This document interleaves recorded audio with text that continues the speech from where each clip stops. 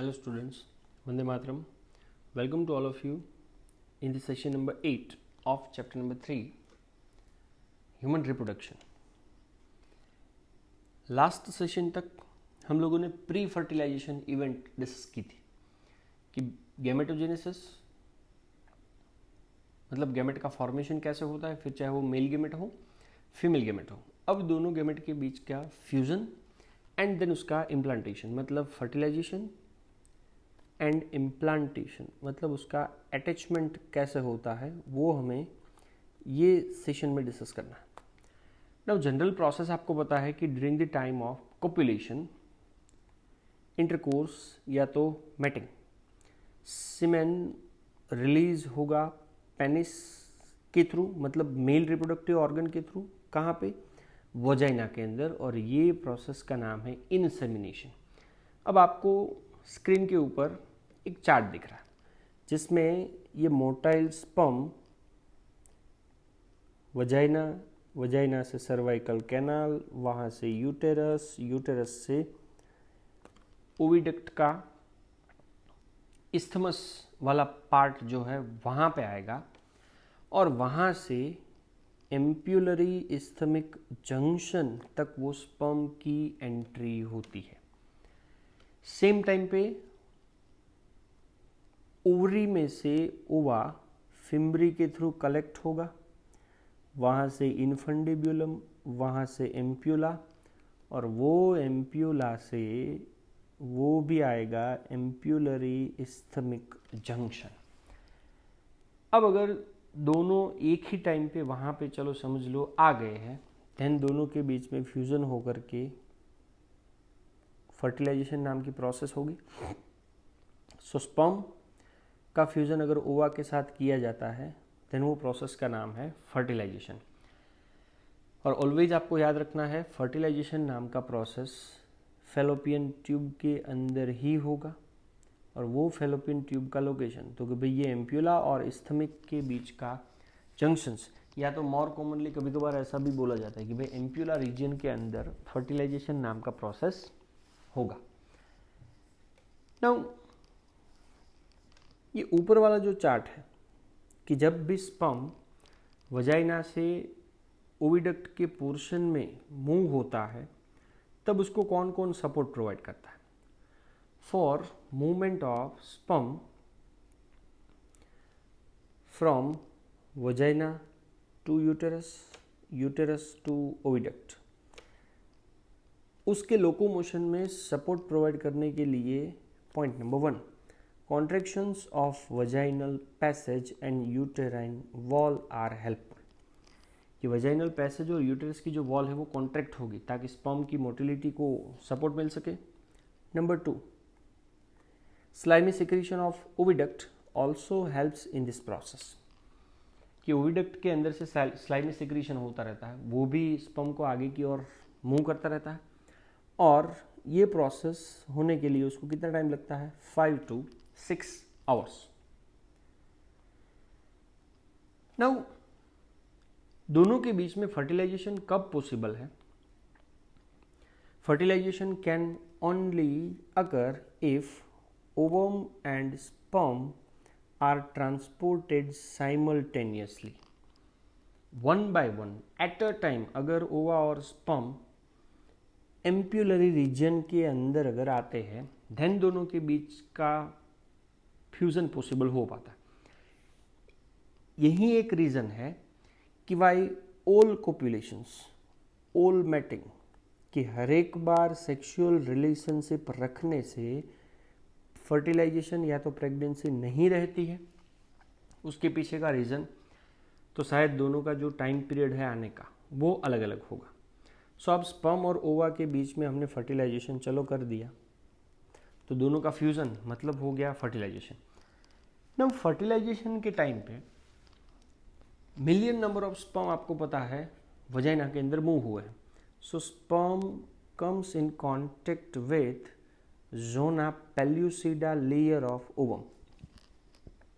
Ovum के बाहर सबसे पहले corona radiata, then second layer होता है जोना पेल्यूसिडा।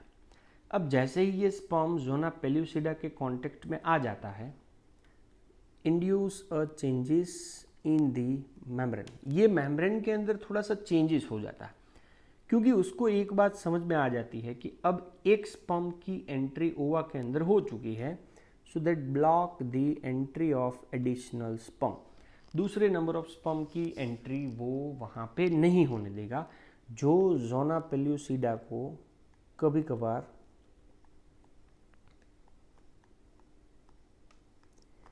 एग मेम्ब्रेन के नाम से भी जाना जाता है। तो आप डायग्राम के अंदर देख सकते हो कि स्पर्म 3 है, 1, 2 और 3। सेल्स ऑफ कोरोना रेडिएटा, दूसरा जोना पेल्यूसिडा, और उसके अंदर होगा प्लाज्मा मेम्ब्रेन। तो जोना पेल्यूसिडा को कभी कभार एग मेम्ब्रेन या तो फर्टिलाइजेशन मेम्ब्रेन के नाम से भी जाना जाता है। एंड उनके बीच में जो स्पेस है पेरिविटलाइन स्पेस, मतलब space situated around the ovum. तो ओवम के बाहर के स्पेस के बाद जोना पेल्यूसिडा के लेयर में देखो आप, यहीं एक स्पर्म है जो ओवा के अंदर एंटर होने वाला है, क्योंकि इन दोनों की एंट्री ये जोना पेल्यूसिडा नाम का लेयर होने ही नहीं देगा, क्योंकि एक स्पर्म एंटर हो गया, बाकी की एंट्री को क्या करना है, उसको ब्लॉक करना है। So it ensures that only one sperm can fertilize an ovum, तभी जाकर के एक जाइगोट का फॉर्मेशन हो सकता है। अब क्वेश्चन ये आता है कि ये स्पर्म जब ओवा के अंदर एंटर होने वाला है, तो ओवा के बाहर का जो मेम्ब्रेन है उसको कौन तोड़ेगा? सो सिक्रीशन ऑफ एक्रोसोम, आपको पहले से ही पता है एक्रोसोम के अंदर हाइल्यूरोनिडेज नाम का प्रोटीज एंजाइम होता है, which helps the sperm enter into the cytoplasm of ovum through the zona pellucida, और उसके बाद होगा उसका प्लाज्मा मेम्ब्रेन।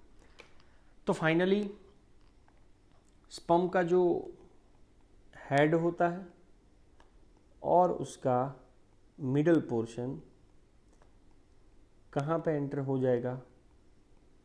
ओवम के अंदर। और उसको कौन कौन क्रॉस करने हैं? एक तो जोना पेल्यूसिडा और दूसरा क्रॉस करना होगा उसका plasma membrane.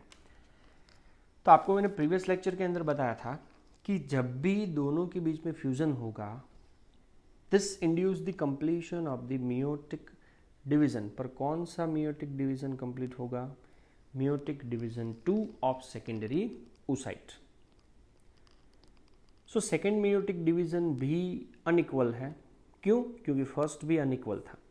So result in the formation of large molecule is the second polar body, small molecule is the second polar body and large molecule is the haploid ovum, जिसका नाम है oocyte। oocyte मतलब और कुछ नहीं है, it is a mature ova। तो बाजू में डायग्रामेटिकली मैंने दिखाया होगा कि सेकेंडरी oocyte का, ये सेकेंडरी oocyte है, मियोसिस 2 नाम का डिवीजन होने जा रहा है। तो एक लार्जर है जो oocyte है और दूसरा स्मॉलर है जो कि सेकेंड पोलर बॉडी है। सो अब तो एकदम इजी प्रोसेस हो गया कि हैप्लॉइड न्यूक्लियस ऑफ स्पर्म, जिसे बोलेंगे male pronucleus, and haploid nucleus of ovum, जिसे बोलेंगे फीमेल प्रोन्यूक्लियस, दोनों एक दूसरे के साथ जुड़ेंगे। दोनों हैप्लॉइड थे, we get a diploid zygote. तो ये इक्वेशन पूरा उसी के लिए है कि वे sperm and ova and we get a zygote 2n। तो जो भी जाइगोट बनेगा मे बी पॉसिबल है वेदर इट इज बॉय और गर्ल। सो ह्यूमन बॉडी के अंदर सेक्स का डिटर्मिनेशन कैसे होता है, 10th के अंदर आप लोगों ने ये पॉइंट ऑब्वियसली डिस्कस किया हुआ है कि फीमेल के अंदर क्रोमोसोम का पैटर्न है XX और मेल के अंदर XY। अब आप यहाँ पे दोनों का कौन सा प्रोसेस करवाओ? मियोसिस नाम का अगर प्रोसेस करवाओ तो फीमेल में जितने भी गैमेट्स होंगे उनके अंदर सेक्स क्रोमोसोम एक ही होगा, और वो कौन सा होगा? X। और मेल के अंदर 50% स्पर्म के अंदर X क्रोमोसोम एंड 50% के अंदर Y क्रोमोसोम। तो जब भी फ्यूज़न की बात आती है तो अगर X और X का फ्यूज़न होगा तो बेबी गर्ल बनेगा, और एक्स और वाई का फ्यूज़न होगा तो बेबी बॉय का जनरेशन होगा। सो चांसेस कितने होते हैं? 50% चांसेस है कि वेदर इट इज़ बॉय और गर्ल। बट आपको साइंटिफिकली पूरा का पूरा दिख रहा है कि मेल होगा या फीमेल होगा, उसका पूरा डिपेंडेंस किसके ऊपर है? मेल के ऊपर। ये साइंटिफिकली प्रूव हुआ। बट इंडिया के अंदर आजकल भी बहुत सारे ऐसे मिथ हैं कि मेल होना या फीमेल होना वो वुमेन के ऊपर डिपेंड है। ऐसा नहीं होता। ओके, नाउ जाइगोट बन गया। चलो अब ये जाइगोट का कौन सा डिवीजन होने वाला है? Mitotic division is start as the zygote move through the isthmus of oviduct and is called as a cleavage. अब आप ये डायग्राम देखो कि चलो कहीं ना कहीं ये जगह पे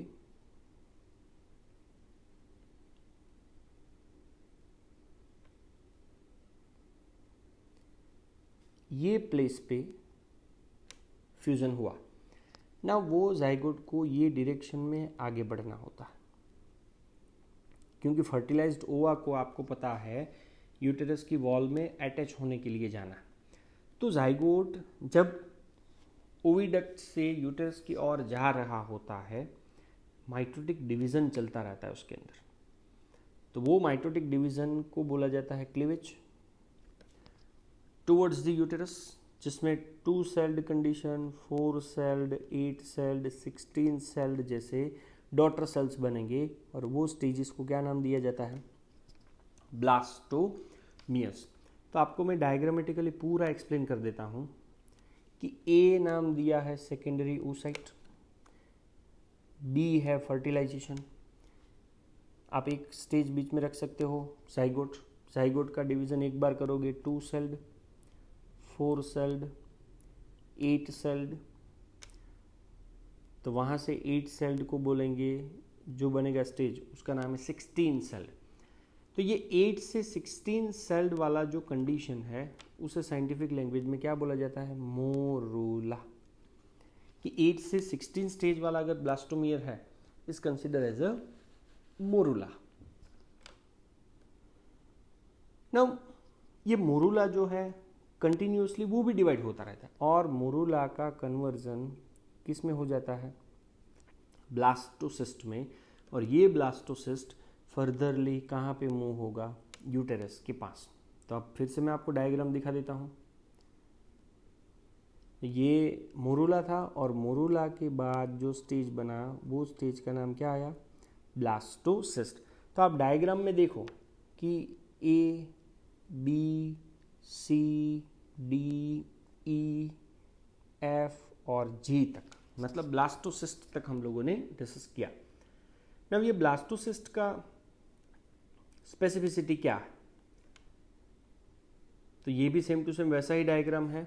सेकेंडरी oocyte, स्पर्म सेल के साथ fertilization, zygote 2 celled, 4 celled, 8 celled, मतलब ये क्लीवेज, देन मोरूला स्टेज आया, देन बना ब्लास्टोसिस्ट। अब लास्ट में ये ब्लास्टोसिस्ट को हमें यूटेरस की वॉल के साथ अटैच करना है। पर ब्लास्टोसिस्ट का फॉर्मेशन होते होते लगभग कितना टाइम पीरियड लगता है? Approximate 1 week.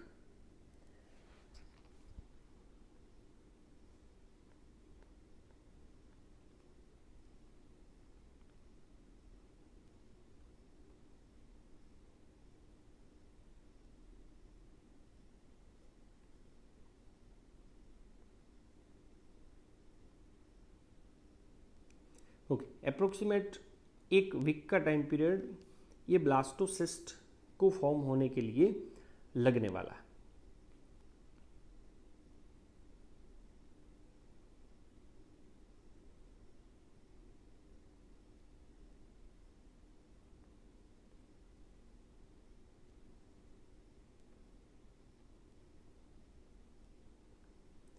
ओके, अब दूसरा जो भी चेंजेस है वो चेंजेस क्या है? तो वो चेंजेस है कि अब ये ब्लास्टोसिस्ट का हमें इम्प्लांटेशन करवाना। तो इम्प्लांटेशन करवाने के लिए नेक्स्ट स्टेज क्या होगा, तो blastomere in blastocyst are arranged into an outer layer, और वो आउटर लेयर का नाम है पहला ट्रोफोब्लास्ट, और दूसरा होगा inner group of cell attached to the trophoblast is called as inner cell mass. तो मैं दोनों के अंदर आपको वो डायग्राम दिखा देता हूं।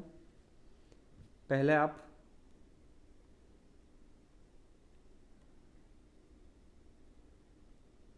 ये डायग्राम देख लो। ब्लास्टोसिस्ट में बाहर का लेयर है ट्रोफोब्लास्ट और अंदर के लेयर को नाम दिया है इनर सेल मास। ऐसा ही एक डायग्राम इसके अंदर भी वही आपको दिख रहा है, ट्रोफोब्लास्ट, इनर सेल मास।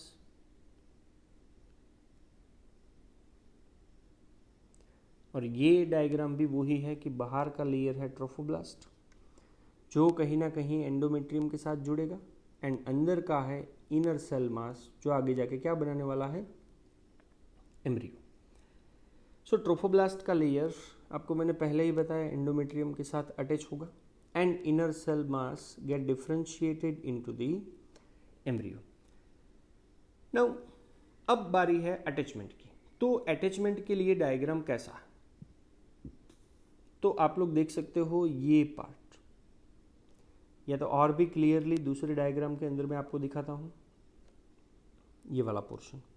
तो H जो है वो दिख रहा है ब्लास्टोसिस्ट का implantation with in the wall of uterus, और वो कौन सी वॉल के अंदर, एंडोमेट्रियम, मतलब थर्ड लेयर के अंदर ये ब्लास्टोसिस्ट का इम्प्लांटेशन होगा।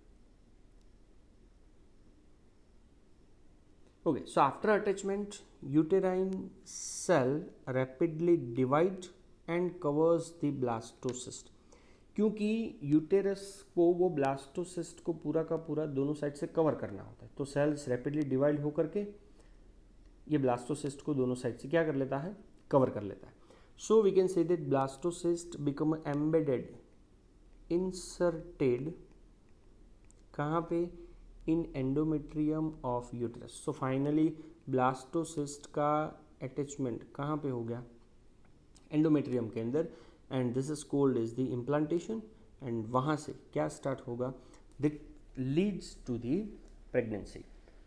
लिसन, अब ये इम्प्लांटेशन करने के लिए एक सपोर्ट प्रोवाइड करने वाला enzyme, so for this enzyme secreted from trophoblast cell, trophoblast cell से एक एंजाइम सिक्रेट होगा जो एंजाइम डाइजेस्ट करेगा some tissues and blood vessels of uterine wall and make implantation possible. Listen, अब ऐसा यूटेरस हो तो थोड़ी सी टिश्यूज को अगर आप डाइजेस्ट कर दो तो यूटेरस ऐसा बन जाएगा, और वो यूटेरस के अंदर ये ब्लास्टोसिस्ट का अटैचमेंट इजीली हो पाएगा। फिर क्या करेगा यूटेरस, ये ब्लास्टोसिस्ट को दोनों साइड से कवर कर लेगा। So this process is consider as a fertilization and implantation of blastocyst within the endometrium of uterus. Thank you very much. Jai Hind.